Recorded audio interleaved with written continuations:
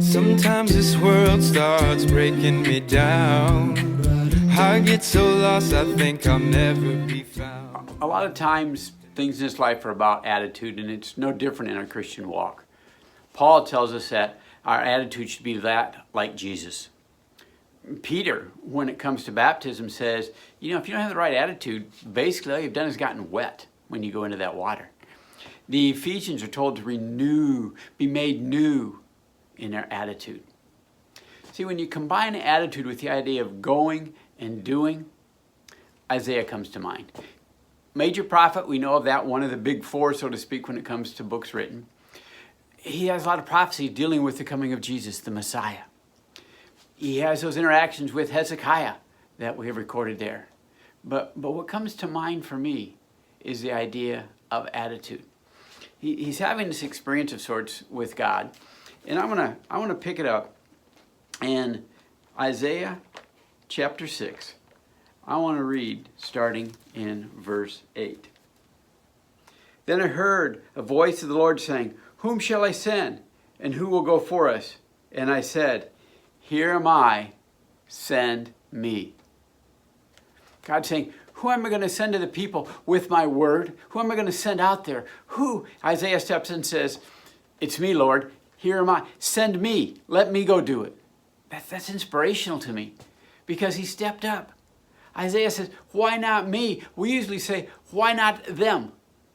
God, I think they know more than me. They've got more experiences. They're less of a sinner than me. I think they should go do what you need to do, not me.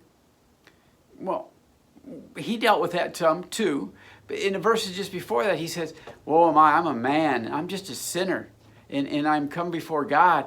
And he's kind of lamenting over that. And God takes control and takes care of that. See, I don't think he was giving excuses. I don't think he was saying, "Oh, I'm not prepared. I can't do it because I don't want to." I think he just felt he couldn't. And God took care of those. He removed those obstacles. See, when we have those obstacles, "Oh, God, I'm just not prepared. I don't have the life experiences to do this." God says, "Yes, you do. I'm here. I will take care of them." In Isaiah's case, God removed the sins. In our case, God removes the obstacles, the things that keep us from going, from doing. We know our shortcomings. We know our abilities. We know our inabilities. And it's hard to go. But as God inspired Paul to write, he's there with us.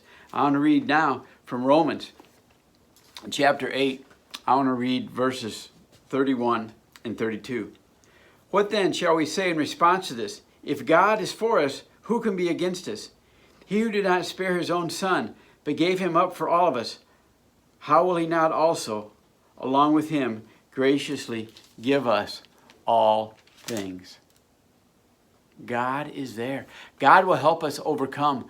God will empower us. God will give graciously for what we need. The power of God is there if we're willing to ask. One more verse here. Drop down verse 37. "No, in all things we are more than conquerors through him who loved us." More than conquerors. We can do this. "Here I am, send me." Great things can happen when we have that attitude. When we have that attitude as an individual. When we have that attitude as a group. We need to encourage each other. Here we are, God. Send us. All your words are true. Doesn't matter where I'm going. If I'm going with you, I press on. I press on. I press on. I press on. I press on.